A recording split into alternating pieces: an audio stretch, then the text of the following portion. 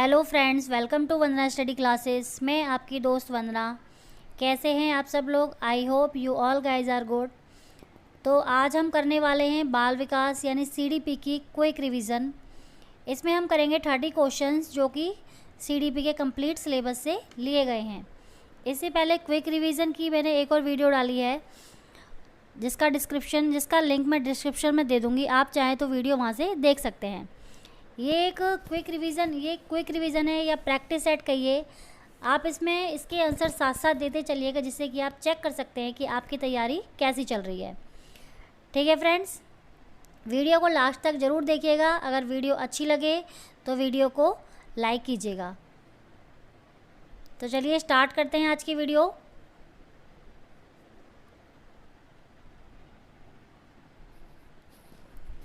First question है, पहला question है, एक परमापीकृत परीक्षण में होता है विश्वसनीयता एवं वैधता, निबंधात्मक प्रश्न, मौखिक प्रश्न या प्रायोगिक प्रश्न। ये जो है परमापीकृत परीक्षण से मतलब ये परीक्षण से क्वेश्चन पूछा गया है मूल्यांकन से कि एक परमापीकृत परीक्षण जो स्टैंडर्डाइजेशन टेस्ट होता है उसकी क्या विशेषता होती है। विश्वसनीयता, वैधता, निबंधात्मक प्रश्न, मौखिक प्रश्न या प्रायोगिक प्रश्न। तो ये हम सभी जानते हैं जो विशेषता होती है वो होती है विश्वसनीयता एवं वैधता। तो वन इसका A is the right answer. Next question होगा, मूल्यांकन का मुख्य उद्देश्य होना चाहिए। मूल्यांकन का क्या उद्देश्य होना चाहिए? शिक्षार्थियों की त्रुटियां निकालना, शिक्षार्थियों की उपलब्धि को मापना, यह निर्णय लेना कि विद्यार्थी को अगली कक्षा में प्रोन्नत किया जाना चाहिए या नहीं किया जाना चाहिए, और सीखने में होने वाली कमियों का निदान एवं उपचार। तो ये मूल्यांकन टॉपिक से क्वेश्चन है कि मूल्यांकन जब बच्चे का किया जाता है तो उसका उद्देश्य क्या होना चाहिए। तो उसका उद्देश्य जो होना चाहिए वो यही होता है कि सीखने में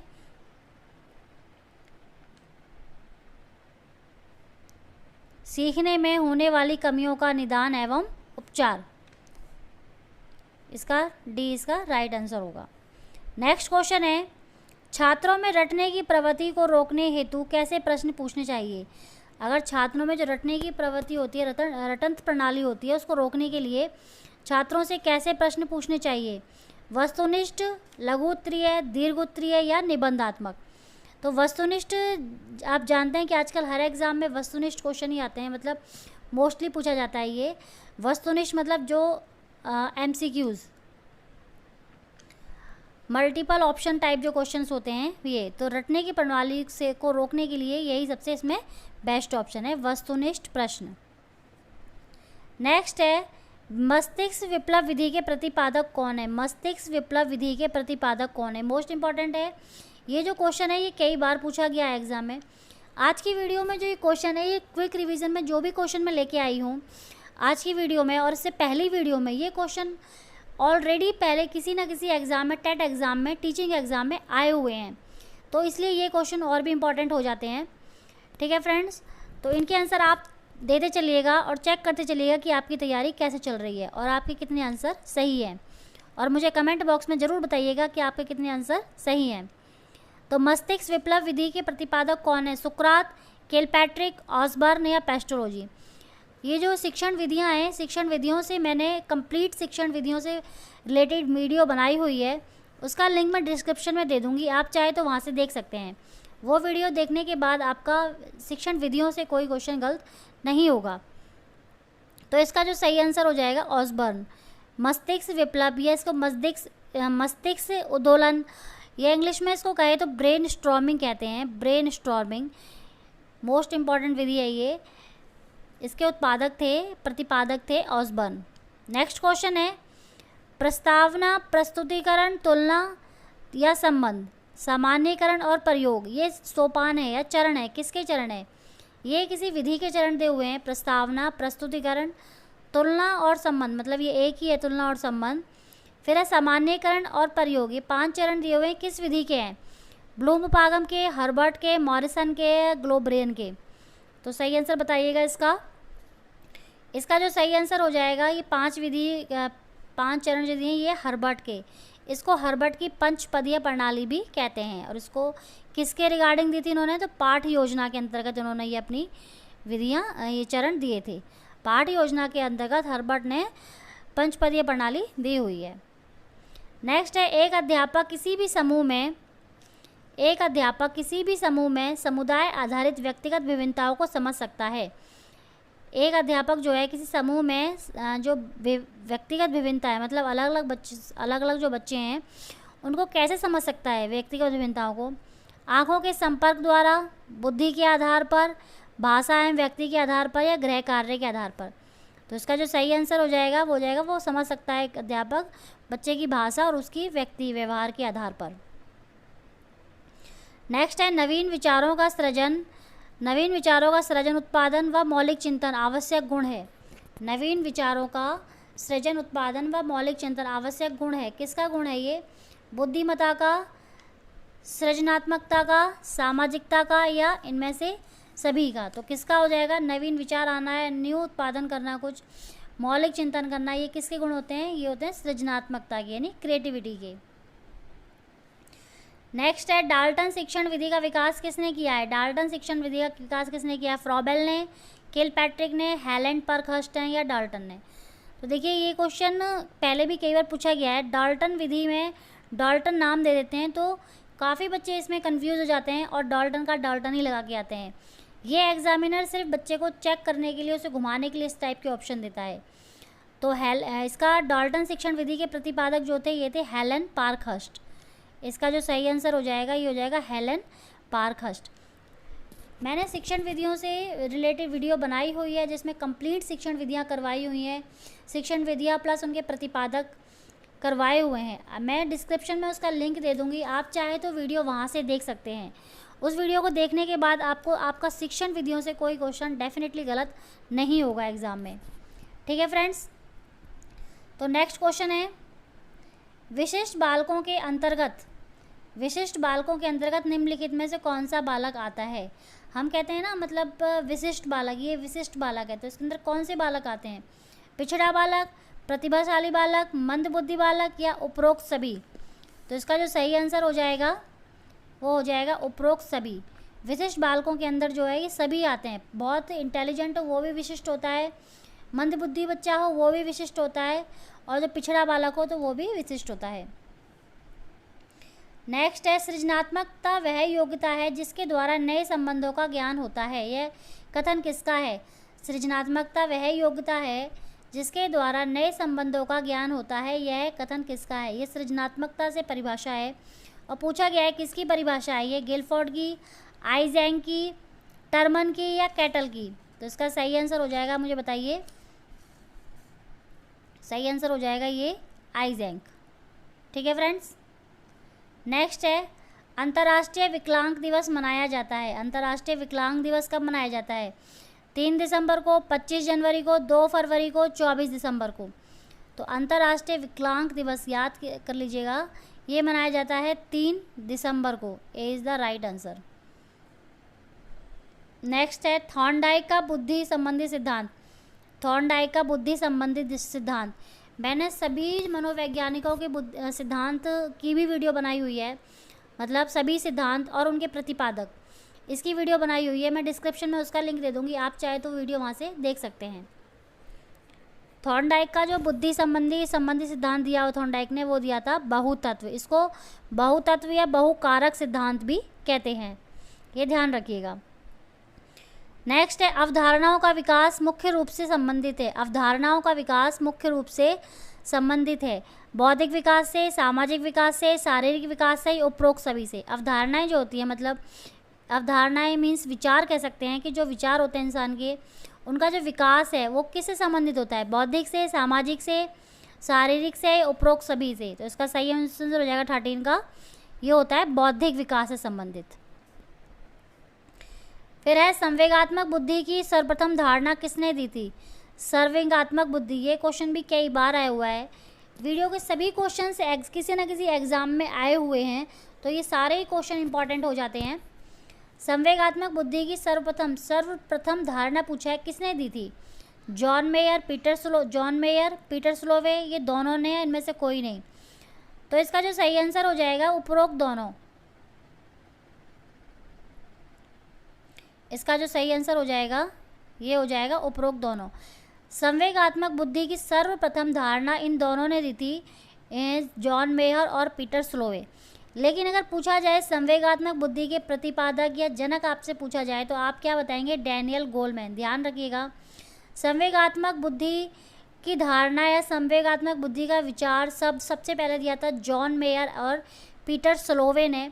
लेकिन अगर आपसे पूछा जाए संवेगात्मक बुद्धि के प्रतिपादक कौन है तो ये होंगे डैनियल गोलमैन, क्योंकि इन्होंने ही इसको फेमस बनाया था, बहुत प्रसिद्ध बनाया था, उसका विकास किया था।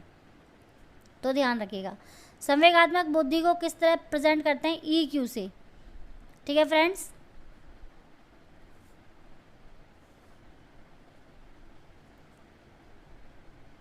सॉरी EQ नहीं, EI होगा, इमोशनल इंटेलिजेंस से।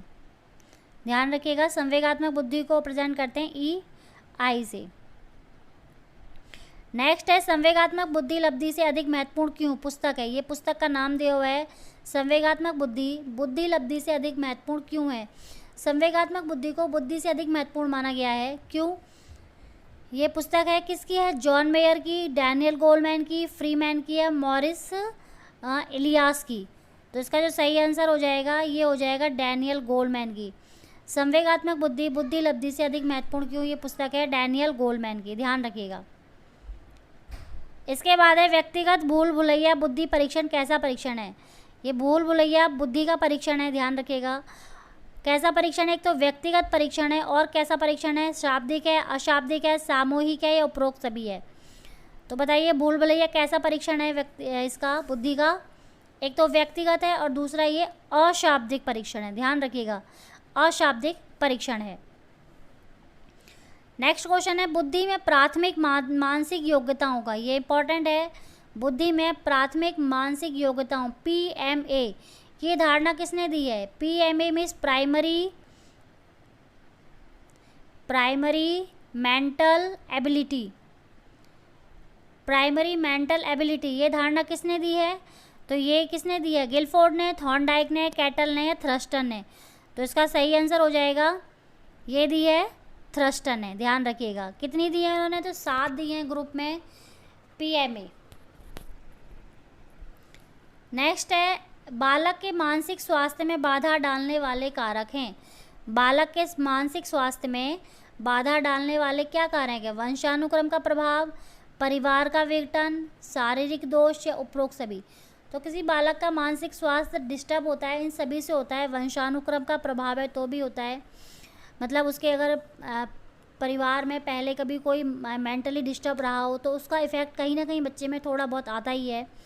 परिवार का विघटन, अगर परिवार टूट रहा हो बच्चे के सामने, मतलब परिवार में प्रॉब्लम चल रही हो तो भी बच्चे का मानसिक स्वास्थ्य डिस्टर्ब होता है। और शारीरिक दोष, अगर उसके शरीर में कोई प्रॉब्लम है तो उसके वजह से भी उसका मानसिक स्वास्थ्य खराब होता है। तो ये इसका सही आंसर हो जाएगा उपरोक्त सभी।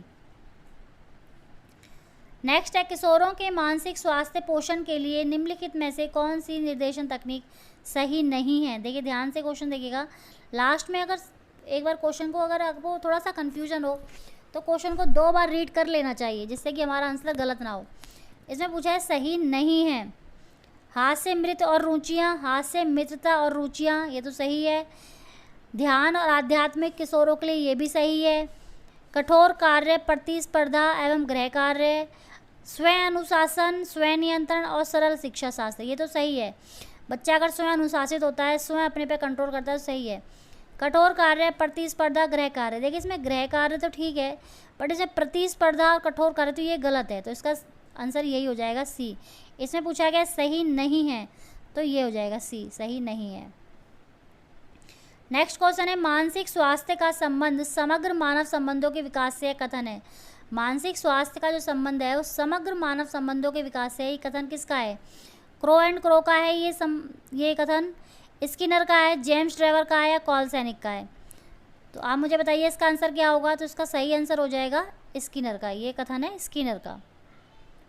नेक्स्ट है सर्वप्रथम शारीरिक द्रव्य के आधार पर व्यक्तित्व का निर्माण वर्गीकरण किसने किया? ये व्यक्तित्व से टॉपिक से क्वेश्चन है कि व्यक्तित्व का वर्गीकरण सबसे पहले शारीरिक द्रव्य के आधार पर किसने किया था?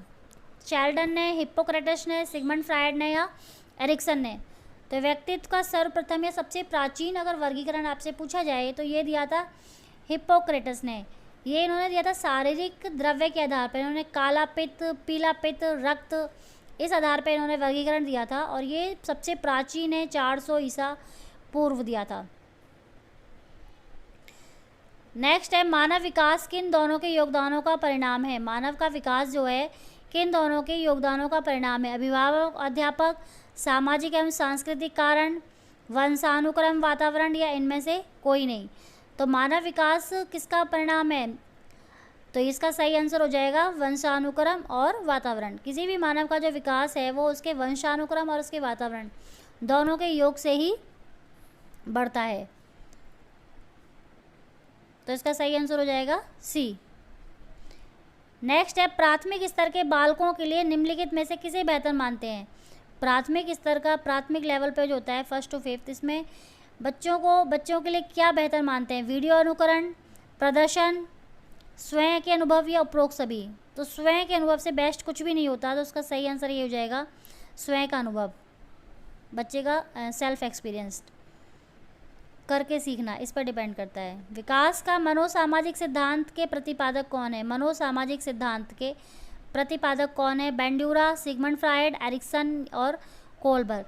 तो मनोसामाजिक सिद्धांत किसने दिया है? एरिक्सन ने दिया है। अगर आपसे पूछा जाए कि जीवन से मृत्यु तक की अवधि का विकास का सिद्धांत किसने दिया है? जीवन से मृत्यु अगर पूछा जाए कि पूरी जन्म से लेकर मृत्यु तक का सिद्धांत किसने दिया है, तो ये भी ध्यान रखिएगा, एरिक्सन ने दिया है। इन्होंने जन्म से लेकर मृत्यु तक को कितने भागों में डिवाइड किया है? तो ये 8 भागों में डिवाइड किया है, ध्यान रखिएगा।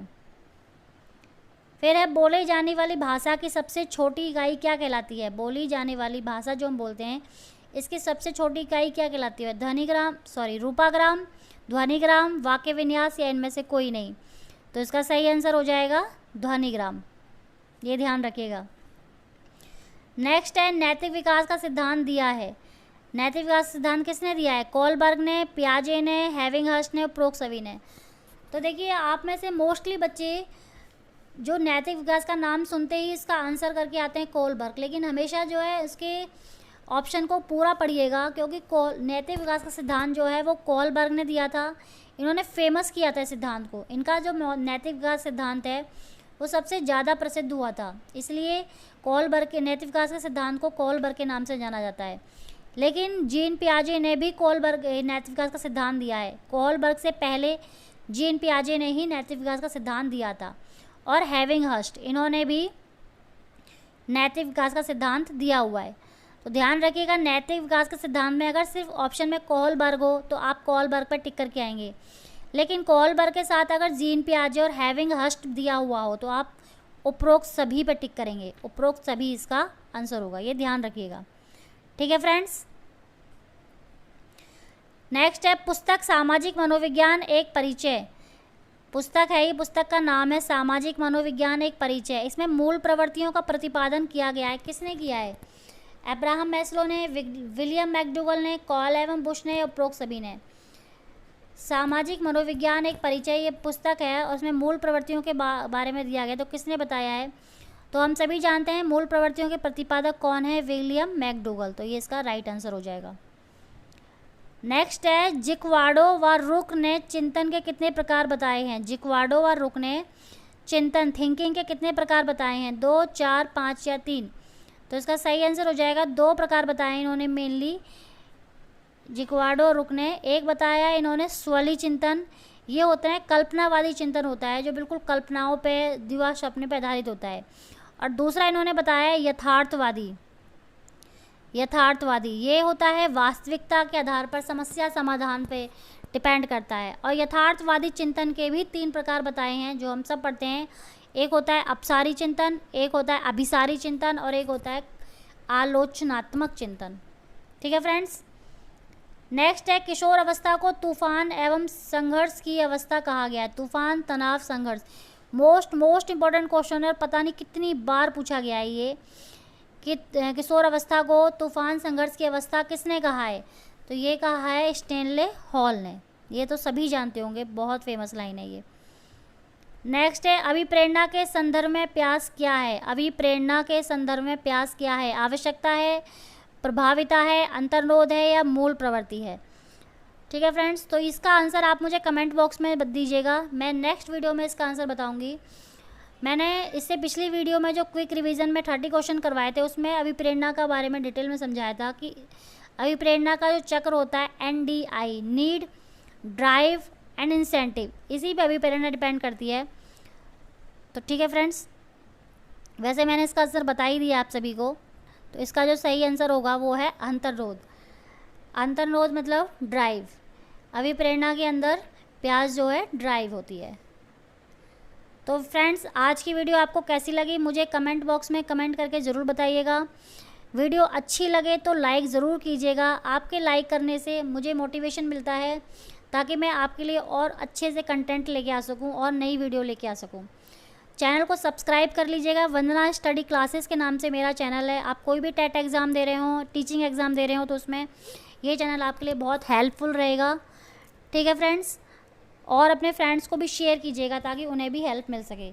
आज के लिए इतना ही। अगर आप किसी टॉपिक पे किसी टॉपिक पे या फिर किसी सब्जेक्ट में कोई वीडियो चाहते हैं, कोई कंटेंट डिटेल में पढ़ना चाहते हैं तो मुझे कमेंट बॉक्स में ज़रूर बताइएगा। मैं उसके ऊपर नेक्स्ट वीडियो लेके आऊँगी। आज के लिए इतना ही। Okay, bye bye, thank you.